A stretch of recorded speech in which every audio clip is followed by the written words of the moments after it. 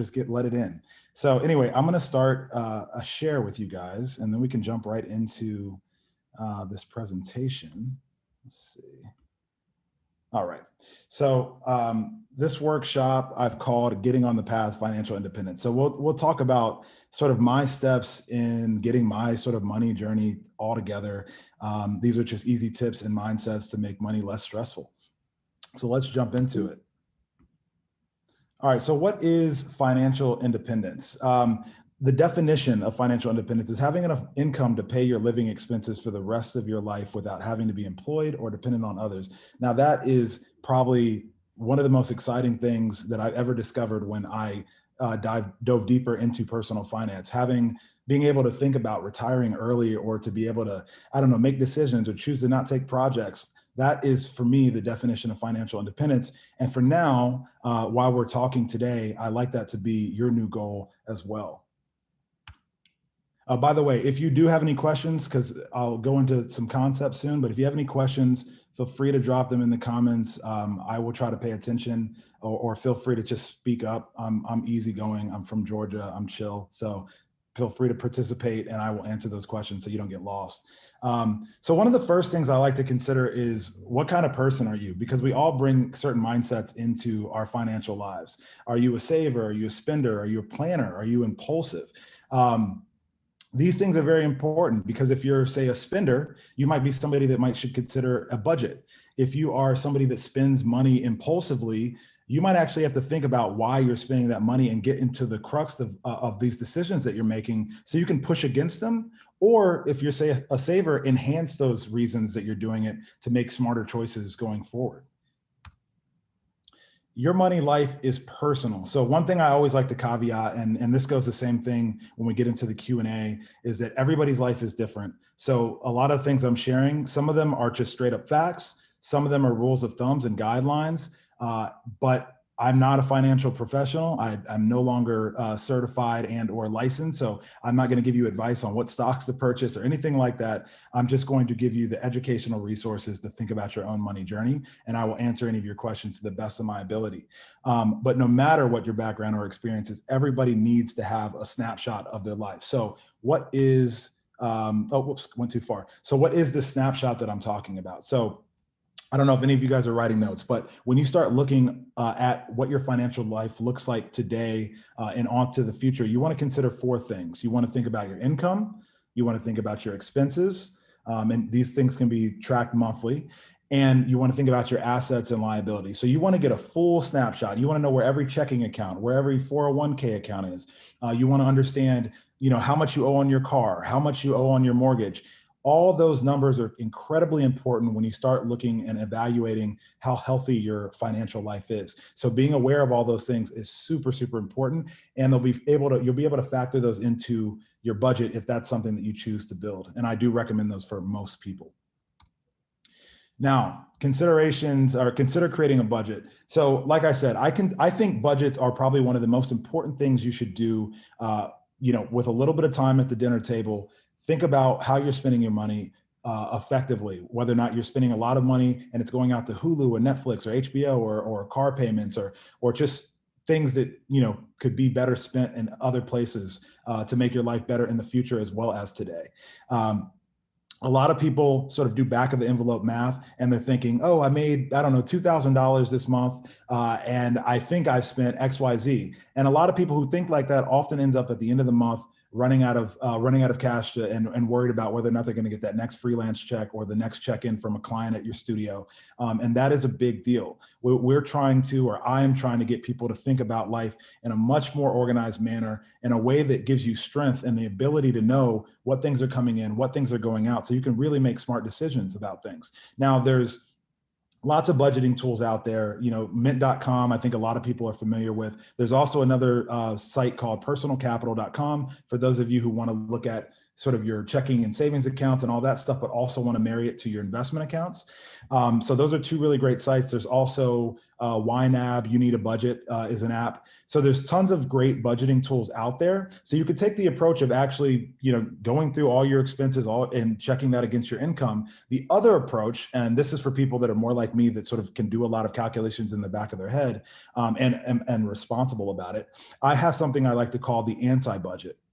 And the anti-budget really just means, instead of going through the rigor of having a spreadsheet or using an app to create a budget, what I like to do is simply just go, what is the minimum number I need to save in terms of, I want to put away 30% of all my income every month, and that'll cover my expenses, that'll cover my savings, that'll cover whatever. I just make that decision, and then everything else that comes in as a check goes straight to disposable income and managing my operational cash flow for my business or whatever else. So it's about just making sure you have the backstop covered, all the expenses, your tax withholdings, and everything like that. But I truly recommend for most people, because I know it's hard to stay on top of these things, to consider actually building a budget. It's the way you'll be able to analyze when you're making bad decisions and stay on top of those things and make pivots, month in and month out. All right, so I'm going to go in the sort of order of how I think about evaluating somebody's financial life. So now that we know what kind of personality you are, we've sort of taken a look at what your financial position is. Now we have to think about, and we have a budget in place. Now we have to think about, one, do we have any bad stuff to get out of the way? Debt is quicksand. It is by far one of the biggest drags on your wealth accumulation, and probably on a business. If you say opened a photo studio and had to buy all your equipment with debt, every month you're constantly paying interest, paying on the principal, and it's not allowing you to get ahead. And so debt is one of the first things that I always tell people, you got to cut it. You got to fight it, and you got to destroy it. Good versus bad debt is always an argument. You hear a lot of people say, I don't have any debt. Well, I do have a mortgage. For the purpose of this conversation, all debt is debt. Mortgages obviously do have, are obviously different consideration, but let's just think about debt as a vehicle that's slowing you down for the purpose of this conversation. Oh, before I jump too far, let me just check a note here. All right, so one of the things I want to talk about with debt is that the importance of getting it out of your life very quickly. There's a guy that teaches finances on radio and podcasts called Dave Ramsey. And no matter what you think of the guy, he has this approach to paying off debt called beans and rice and beans, which means cutting all possible expenses besides, food, shelter, clothing, and paying off your debt incredibly aggressively. Because the idea is, even if you have debt, get it out of the way quickly. And if you can get rid of your debt in a year or 2 years, that's the move. Surprisingly, a lot of people have student debt well into their early 30s. And the reality is they could, because a lot of people do have decent sized incomes or, good incomes.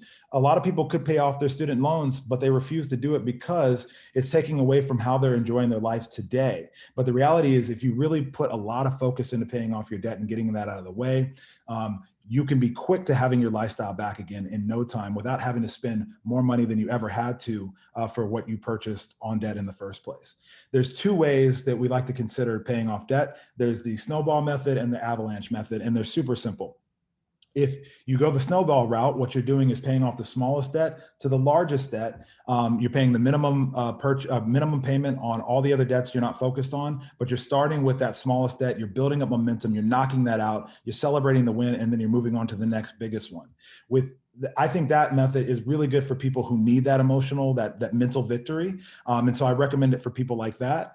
Now there's the avalanche method, which is more about sort of saving on the interest cost. So you start with the highest interest rate, usually that's sort of credit cards, and then work your way on down, probably ending with, say, probably your lowest debt would be something like a student loan. And you start from that way. It helps get rid of the highest interest, the thing that's costing you the most, gets that out of the way, and then you just move on. But it doesn't have that same momentum buildup that you get from knocking out a couple small debts and moving on to the bigger debts later. So either way is good. What I like to say is, if you're only going to spend a year paying off the debt or 2 years paying off the debt, it really doesn't matter what you choose, because the interest isn't going to cost you a lot.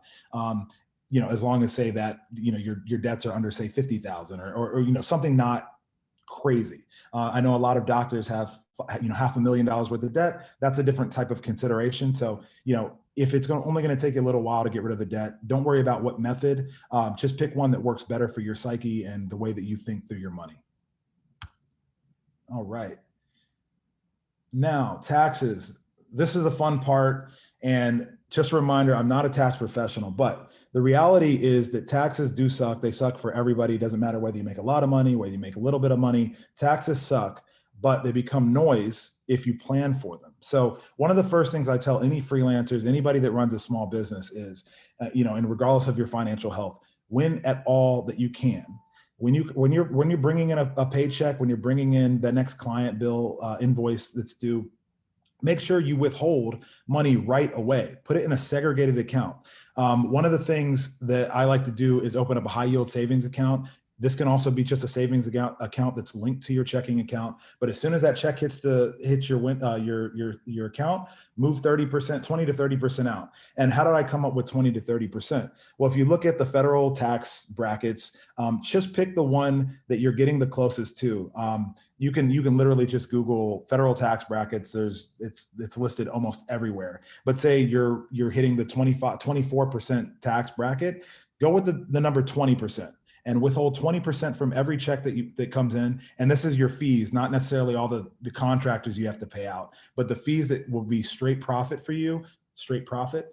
Take that money in and segregate 20 to 30% depending on your marginal tax bracket. And that'll help you keep a stash that you're ready to have for your quarterly payments. It'll keep you ready for the end of the year in case anything sneaks up on you, or in case you have less deductions than you thought you would have. So that's sort of a good rule of thumb for anybody that's doing freelance, anybody that has a small business. That's the first place I'd start. Now, a lot of people always ask me, do I become a sole proprietor, an LLC, an S Corp? The thing I say here is, it really matters what state you're in. It matters what kind of business you have. It matters what kind of liability you're worried about. These are questions that are really good for a tax professional and sometimes an attorney. I always recommend do not rush into incorporating yourself if there's no need. A lot of people just want to get that LLC. They feel like it professionalizes them. The reality is, does it? I don't think so. Clients aren't necessarily looking to see if you have an LLC next to your name. Now, there are some vendor agreements between bigger brands or something that might require some sort of incorporation. That's a case-by-case basis. But when you're first starting out, and I know probably a lot of you aren't first timers, but if you're just starting out, you have a little bit of runway as a solo entrepreneur to figure it out as you go, to see where the need is, to see how you want to organize your business, to see, in New York, for instance, being a single person entity is probably more likely to be advantageous to be an S Corp than it is to be an LLC, just based on the way that New York sort of handles taxes and how the IRS treats red flags for solo incorporated businesses. So again, the last thing I'll say on this is the importance of having what I would call a tax team. It could literally just be one CPA or one tax professional in your corner. It is always going to be worth it to make the investment to have somebody be in your corner. We spend so much money on so many things that aren't a good investment. I promise you will not regret the $400 it might cost to have somebody take a look at your situation and give you some advice on the best way to proceed, and even sometimes to file your taxes. I personally have been doing it, having somebody file my taxes and look at my tax position for the last decade, and that was before I was making a lot of money. So I think it's very important to consider that and not just always be going the do-it-yourself route. These people are professionals, they're trained, they're there to help you. All right, making some headway here. So always consider your future when making decisions today. I know this probably sounds like, duh, Justin, like obviously I think about what I want in the future, but we often think about future goals and dreams and then never apply any context to how we're acting in today. So, personal finance for me, I always say this should be synonymous with hygiene. It is the same thing as wellness. You don't need to do it every day. You don't need to sit behind your calculator, your Excel spreadsheet. You don't need to log into mint.com. You don't need to check your stocks or your portfolio every day. But if you make living with finance just one part of the same equation as everything else, like brushing your teeth, feeding your cat or dog, then it just becomes natural and it doesn't become this big, mysterious, scary thing that you're dealing with only when tax time rolls around or only when clients decide not to pay.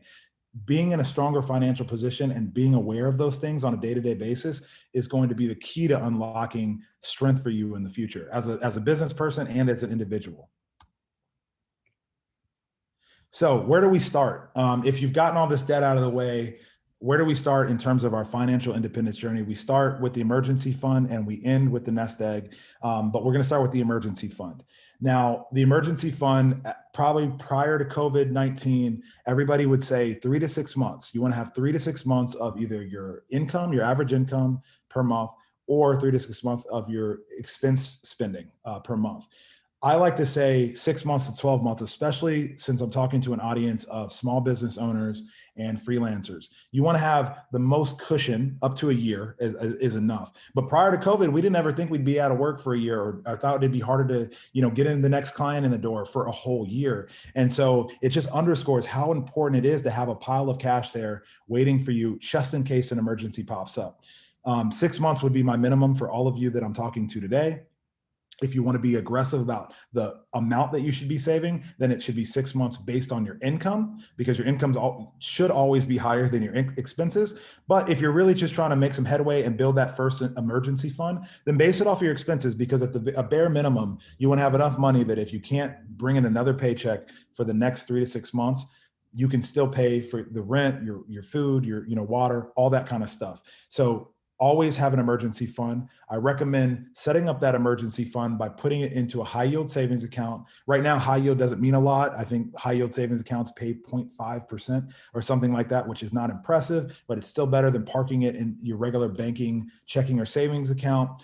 So park it there. That'll allow you a little bit of friction between being able to access that money, but you'll still be able to get it fairly instantaneously within a day or two if a real emergency pops up. And this emergency fund is going to prevent you from having to dip into a credit card in case something pops up. And what is a real emergency? Just so I was about to forget saying that. A real emergency is something, say, I cycle around New York and say I get hit by a car door and I break my collarbone or something crazy.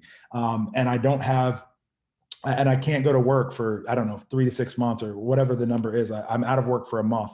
And not only that, I can't generate income, but also I got this huge bill that's, I got to cover my deductible before the insurance takes over. I mean, I could be out $10,000 just on health insurance or on health alone.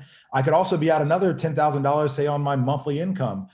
So that's a really, really big hit for something that seems like something that might not happen, whether it's a bike accident or some other type of accident. There's other things like, say you get into you get 4 flat tires or a couple flat tires on your car, but you don't have much of a cushion. Getting the labor and the parts and having a shop work on your car could cost you a lot of money too. So the idea is just to avoid racking up debt in places where there's emergencies, and having a stopgap to replace your income when things don't go as planned, such as this last pandemic.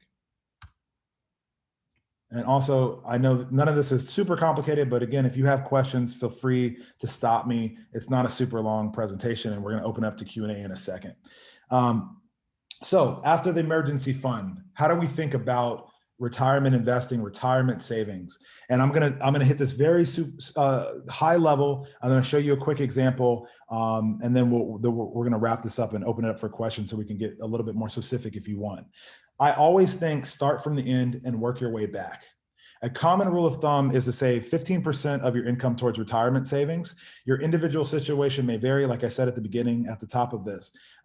Your time horizon plays a big factor. The size of your family and the things you have to take care of in your family as you build up to this retirement. All these things play a factor, and there's many, many more factors as well. Saving for a kid's future college fund. All these things play a factor, but a good rule of thumb for anybody just looking to say, hey, how much should I just allocate just to get started? 15% is where you want to start in terms of retirement savings, stuff that you would put in your 401k or your SEP IRA or your Roth IRA or traditional IRA, or just a regular traditional brokerage account where you're saving for retirement. Try to allocate 15% of your income to retirement savings.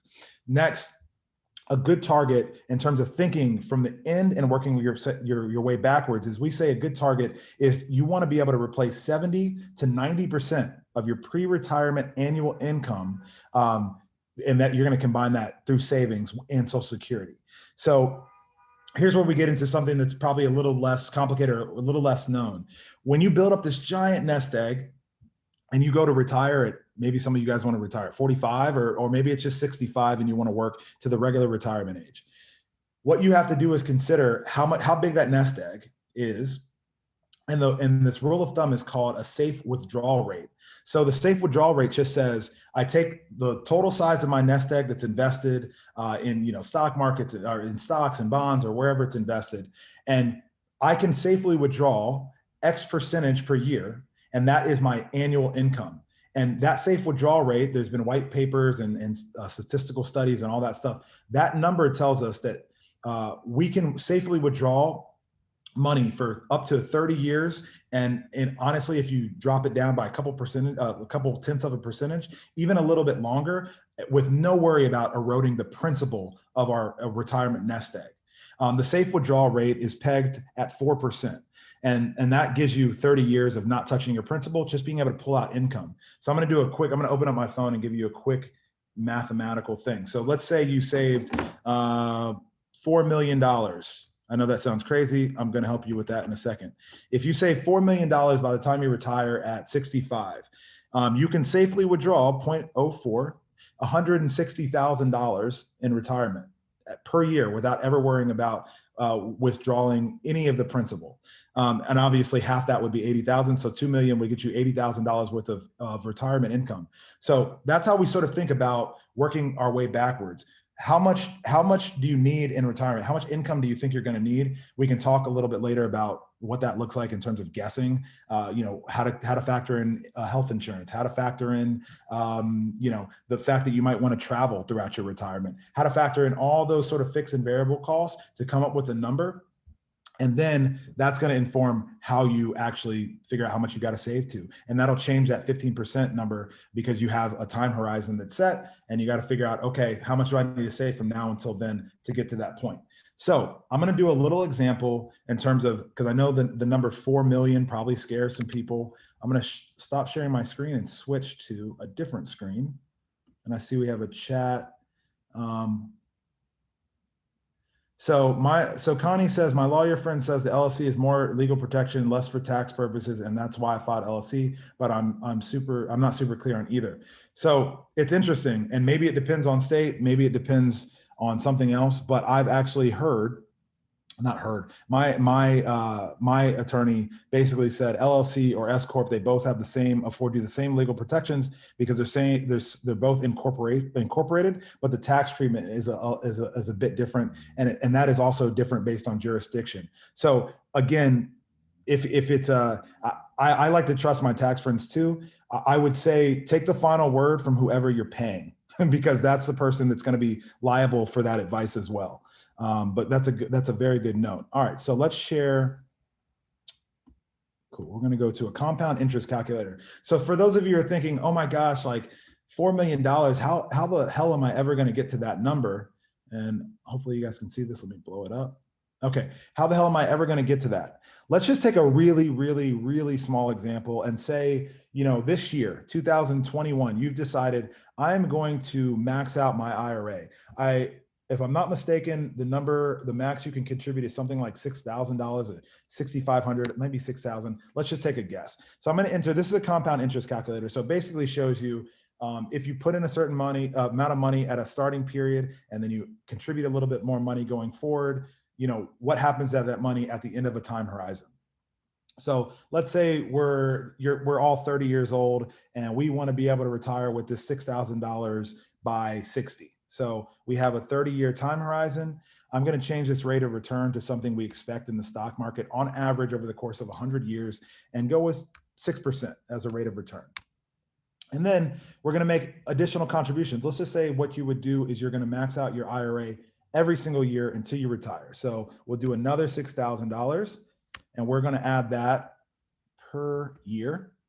And then we're going to leave this interest compounding annually just like it is. Now let's view the report. So after 30 years, only having contributed $6,000 a year for 30 years, our account will have grown to $531,000. This is, by the way, these are This is just using the same exact return number every year. So this is not indicative of how the stock market will treat your account, but it's just an idea of what compounded interest can do for you.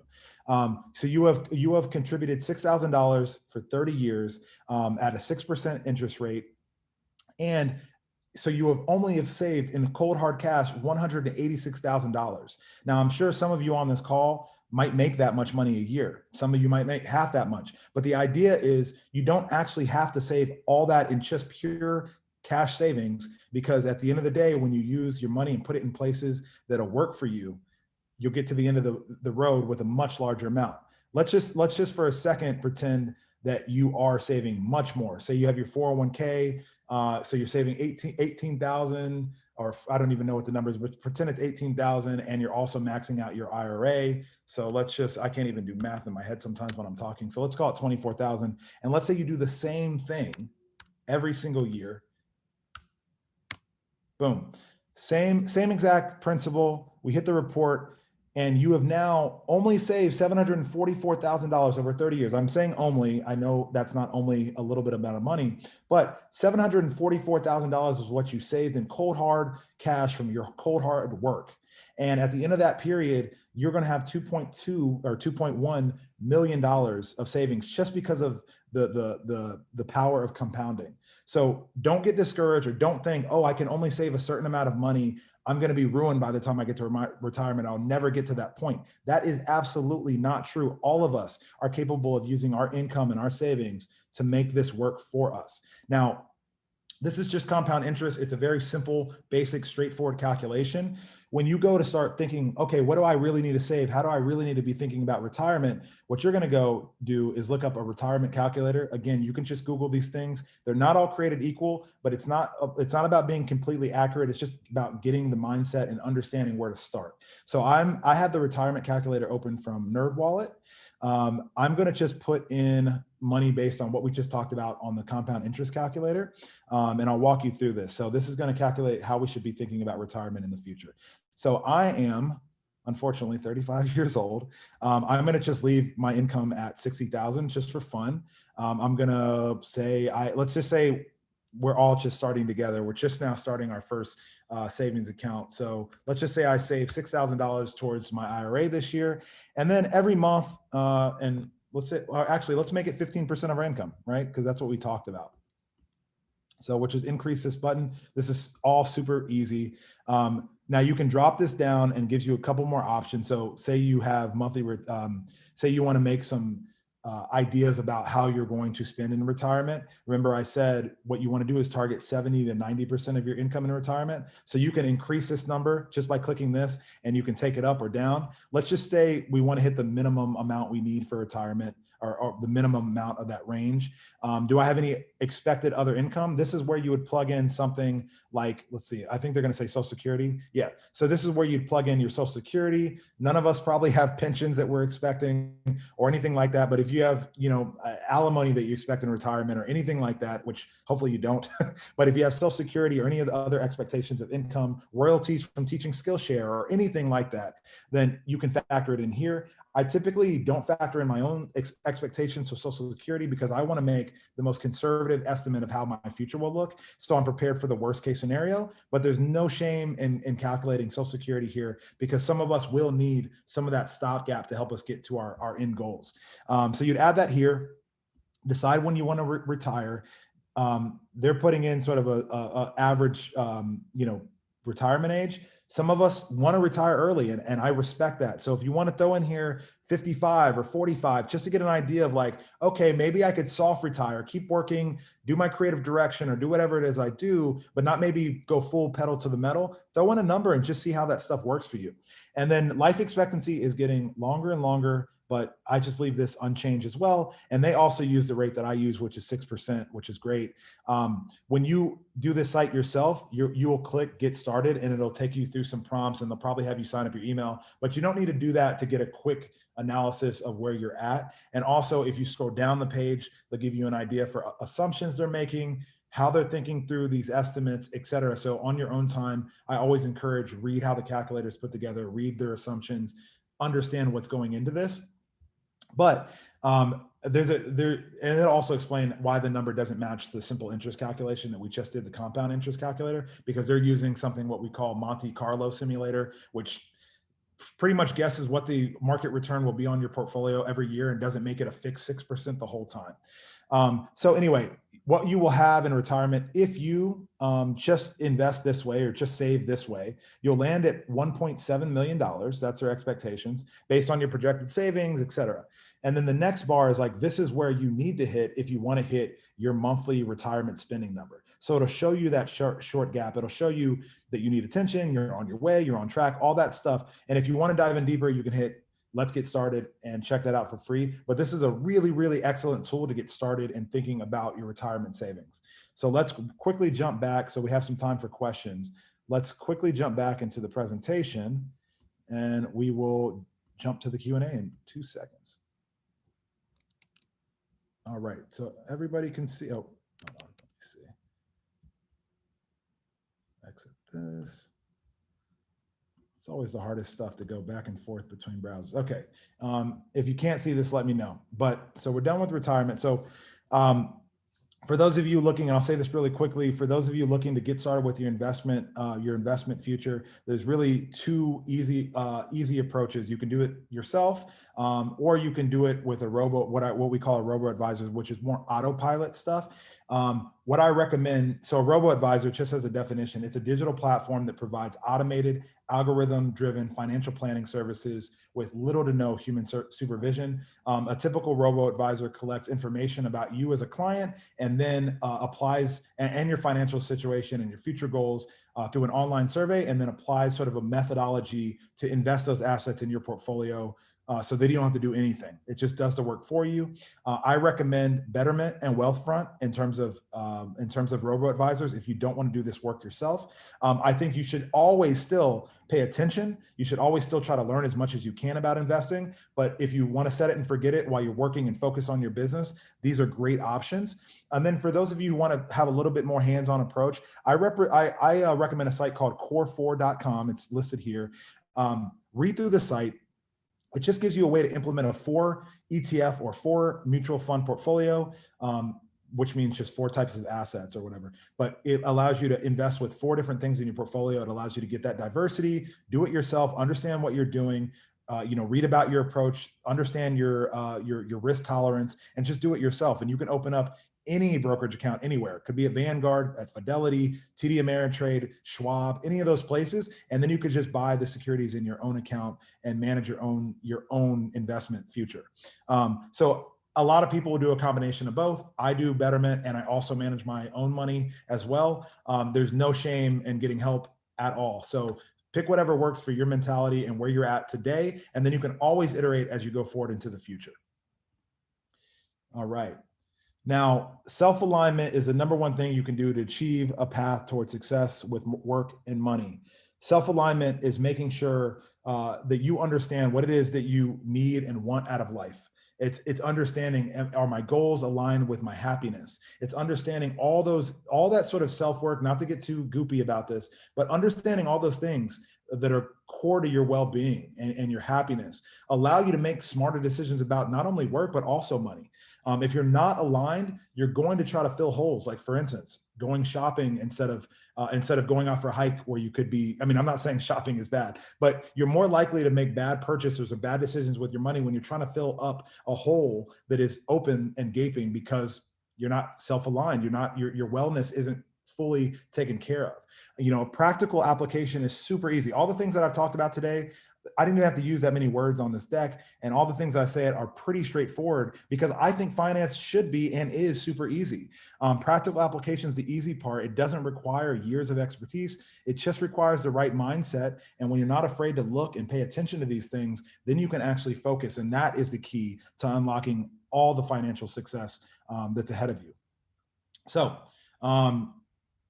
being better at finance will make you a better creative. It'll make you a better business person. It'll allow you the freedom to say no to projects that you don't want to take on. It gives you the bargaining power in your client relationships. It's all the good things. It's part of your wellness routine. It should be part of your wellness routine.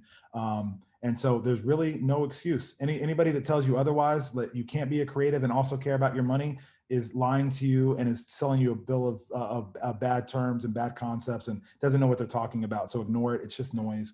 But with that, let's open this up for questions. We have another 15 minutes. So I'd love to hear some of your thoughts, some of your questions, and anything on your mind.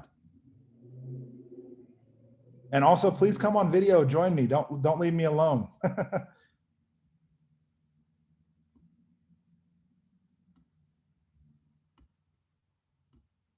And if you're scared, you can also write it into the comments. I'm happy to read it out loud as well.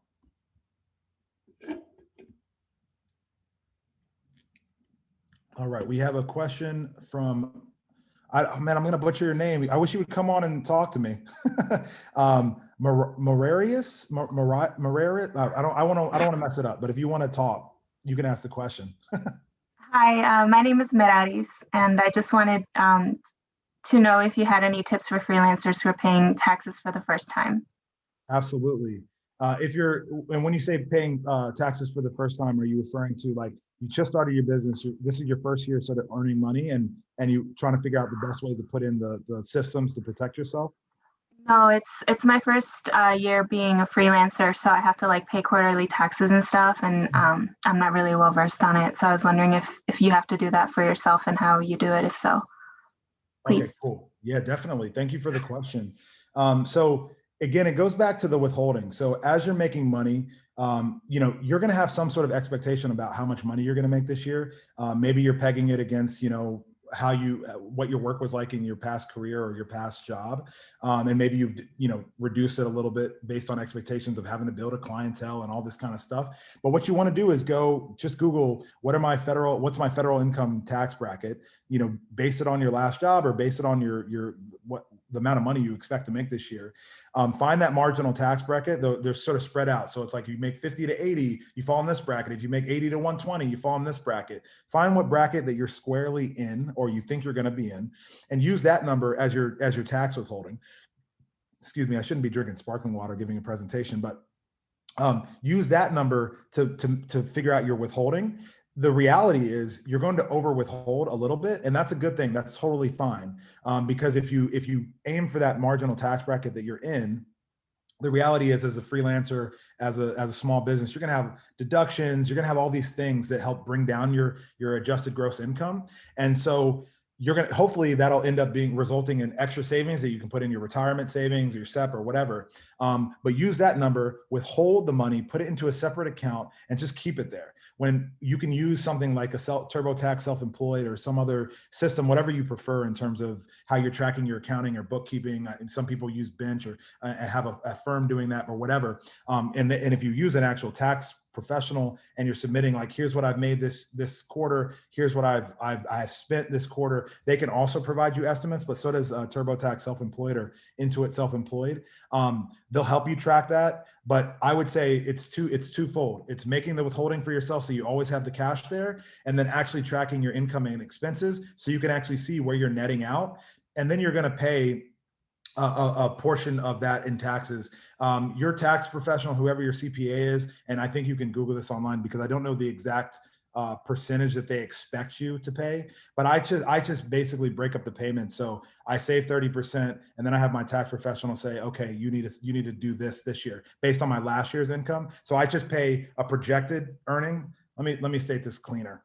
Based on my last year's income, I pay quarterlies that are broken up, and I don't actually change based on what I'm making per month. The only reason I would change based on what I'm making per month is based on, say, the pandemic hit. And then I'm like, oh my gosh, I don't have any money to pay these taxes based on last year's income. And so then I would shift it. But otherwise, I just pay the 30% or whatever it is of last year's income based on what I paid last year, and just break it up in 4 payments and call it. And then the last payment, I'll talk to my tax advisor and say, hey, this is where I'm netting out. This is what I've made. This is how my expenses are looking.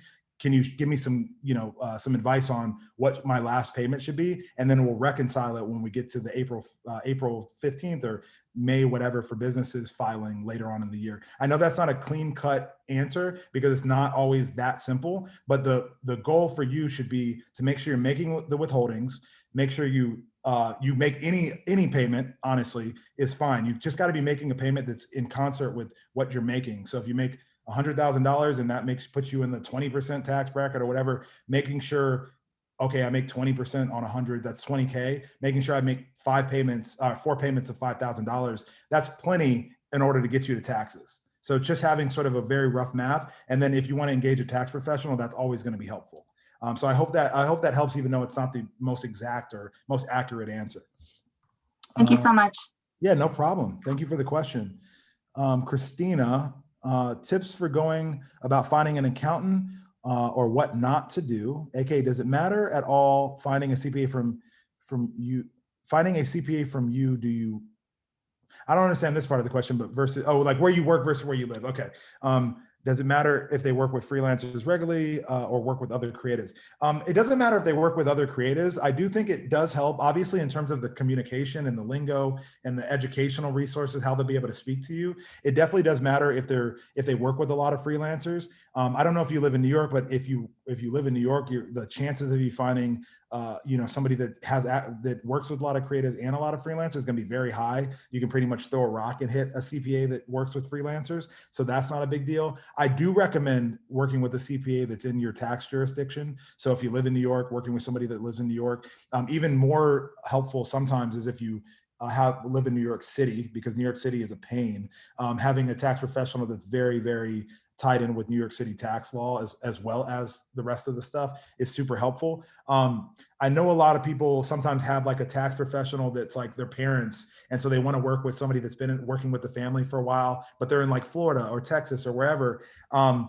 It's not a problem to try it with them, but you'll find out very soon whether or not it's like sort of pulling teeth to get them to give you answers on New York tax code or New York tax implications and things. I think it's just easier to have somebody that's local, especially when the world opens back up, being able to see that person in real life and be able to sit there with them and go through your hard questions, go through some paperwork if you need to. I know Zoom is really helpful, but still it's really helpful to see that person in person.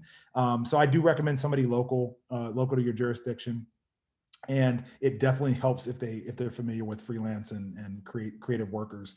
But beyond that, in terms of finding an accountant, I think lean on your network. I think that's one of the easiest places to go. If you have a friend that's in creative services and they're like, hey, I love my accountant or whatnot, then always take the date, go on the date, meet that accountant, see if you have good energy with them or do you have a good rapport with them, and then take a stab at it for a year and see how that goes, and then you're most likely like them, and then you have a relationship there. Freelancers Union probably has some resources on accounting and things like that. I know there's a couple organizations. I just don't know them off the top of my head, but I think you can, if you Google like accounting for freelancers, I know there's a couple of, CPA firms that literally just popped up in the last 3 or 4 years as all these millennial startups have happened that literally have both the CPA piece and the investment piece. I would ignore the investment piece for now, but have sort of services that are tailored specifically for people like you and me. So hope that answers the question for you. Thank you for the question. Yeah, no, it's interesting. I'm kind of like, I've worked in New York City for the last 10 years, like in Manhattan, but now I live in a different state, and I moved in March, like at the beginning of COVID. And so now it's like, I live somewhere else, but all my work is somewhere else. And so I don't know if I should find somebody local to where I live because I will continue to live here in a different state, or find somebody and pay New York City rates, but it'll be better because they know your New York City taxes. Right, because I feel like you're going to end up paying. The problem with the deriving your income from New York is that you're gonna get slapped by New York the most, right? And then you file in the state that you're in, and it'll be small change, but small change, but the bulk of the expenses coming from New York. So I almost lean still with that context, leaning more towards New York, because you want somebody to be able to navigate, should I move into an S corp from an LLC for tax purposes? Should I do things a different way based on how tax law is in New York City? So I would probably still lean for that jurisdiction, even though you moved. But great question. Come on, guys, don't be shy. And I mean guys in the most plural way. Oh, Grace, come on in. I don't see anybody's video, so if you're raising your hand, just feel free to turn your mic on and jump in. All right, I unmuted. Hi. There we go. Hey, Grace. Hey, so I have a question about kind of going all the way back to financial independence. Mhm. It's a term that I've seen a lot more recently than I have before. I think everyone's in the COVID, like, oh my gosh, I want to like not have to deal with something like this ever again.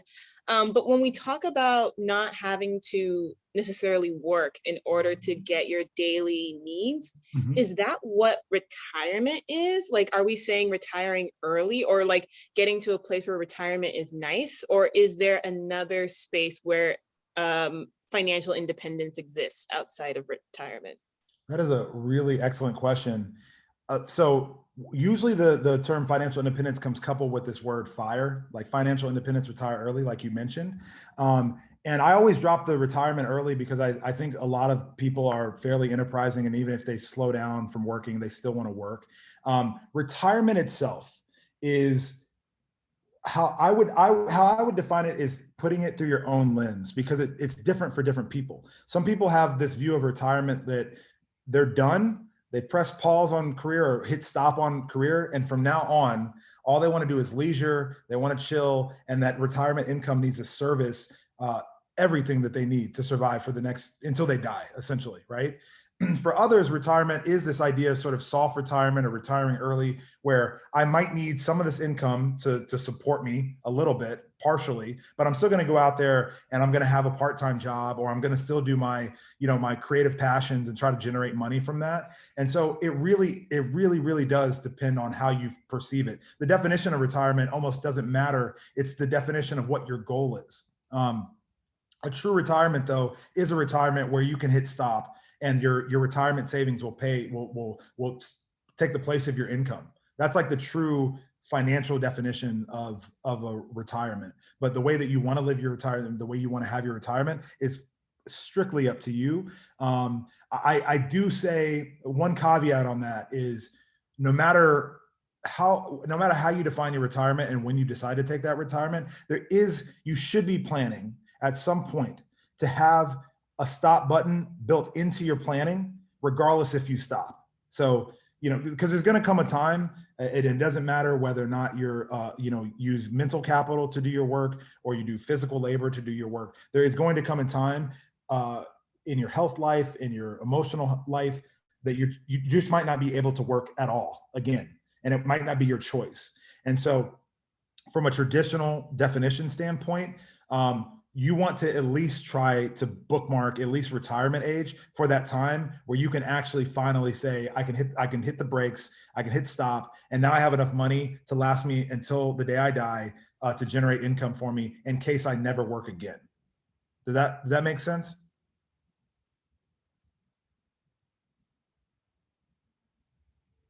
So then so financial independence is retirement, but it's just a matter of allowing yourself to either, but it's like that whole self-alignment thing where it's either, you know, having the space to do the passions you want, or waiting until, you know, you're old and just want to travel.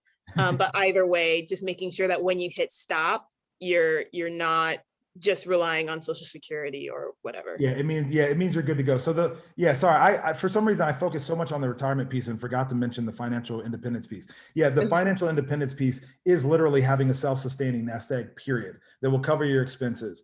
The when you really dig into financial independence, like podcasters and all this kind of stuff, there's a lot of material there. Some of them have different ways in order to, it's all the same sort of mechanics, but there's different ways to think about the assumptions you're going to make, like making assumptions for inflation and the fact that your cost of living and your standard of living will rise over time, and what type of things you should care about making allocations for in your retirement budget, in your independence budget. The way that I'm using financial independence is absolutely that, but the way that I'm sort of teaching it in this context is as a mechanism, as a lever that you can use in your own business and your own lifestyle in order to be able to come into your client relationships and go, I don't need you. Because that, to me, that's what when I say financial independence, I want to be able to say to anybody that comes my way, I don't need you, but I would like to work with you. And to me, that is a position of outright strength. And you know what? If you get to that point too at 35 or at 40 and you decide, hey, I don't want to do anything anymore. I want to travel. I want to, I want to live with my husband or wife or whoever, or my best friend, or do whatever you want to do. That financial word it's all that stuff is wrapped up in financial independence. It just so happens though, if you focus a lot on the financial independence as a movement, instead of like my definition, you're often going to find a lot of people that are building sort of the best way to quit early with the least amount of money. And my goal for people is to have the most amount of money for whenever period of time that you get to, but either way, having that freedom and that the freedom of choice and the freedom of making decisions for yourself and how you interact in your business life. And that's it. Great question. Who else? Who else? I know it's we're hitting 6 o'clock, but I'm happy to take another question if anybody has one.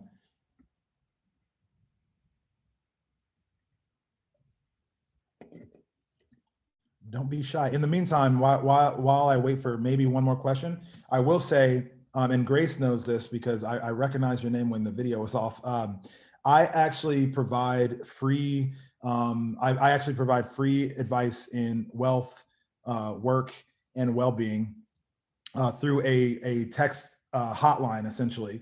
And I'm offering this free advice until about June or July this summer when my community launches, which will cover all 3 of those topics, and we'll have experts inside of the community that will be able to help you and answer questions. It'll be a paid community, but for now, until that launches, I do offer free advice. Literally, Grace has texted me. I don't know if I noticed anybody else on here, but several people have texted, over 100 people or almost 200 people are on the hotline. They text me from everything about how do I price myself? How do I value myself? How do I think about my self-worth when I'm talking to clients? How do I build a lifestyle business? I'm getting questions about all things. How do I invest my first paycheck? How do I withhold, like the tax questions? So you can ask me any of those questions for free all the way up until June. And I'm going to say the number, but I'm also going to type it here. The number is 917-540-8535. All you got to do is text that number. The first 2 texts you get are going to be automated. So don't worry, it's not me, but you got to get the prompts and the disclaimers so that you're okay getting an SMS message. It only works for US and Canadian numbers, but I'm on the other end. Once you save my number in your address book, it's just me interfacing with you. I'll even wish you happy birthday when it comes up. There you go, 917-540-8535. Text me anytime. I respond daily, several times a day. If you're also looking for, ways to get in touch with me, you can find me on Instagram at freelance kills. I have a link in bio, or like one of those link trees or whatever. And you can, if you need coaching, if you need the numbers on there too, you just click a button and it opens it up on your phone. If you need any ways to get in touch with me, I'm super easy to get in touch with. I also write a Substack called Thinking Better, which is insight into how I think about not just money, but just all client interactions, everything. It could be hot takes on Bitcoin, but I write every week, 2 to 5 times a week. So feel free to interface with me or get in touch with me any way you can. I am an open resource. My favorite thing to do is help people get them up the ladder on the careers that they've chosen for themselves, and with as least amount of friction as possible. I just love helping people. So don't be afraid. Don't be shy. I'm an easygoing dude from Georgia, even though you can't hear the accent. But if anybody has one last question, I'm happy to answer it. And if not, I'm sure Ann will jump on and take the mic away.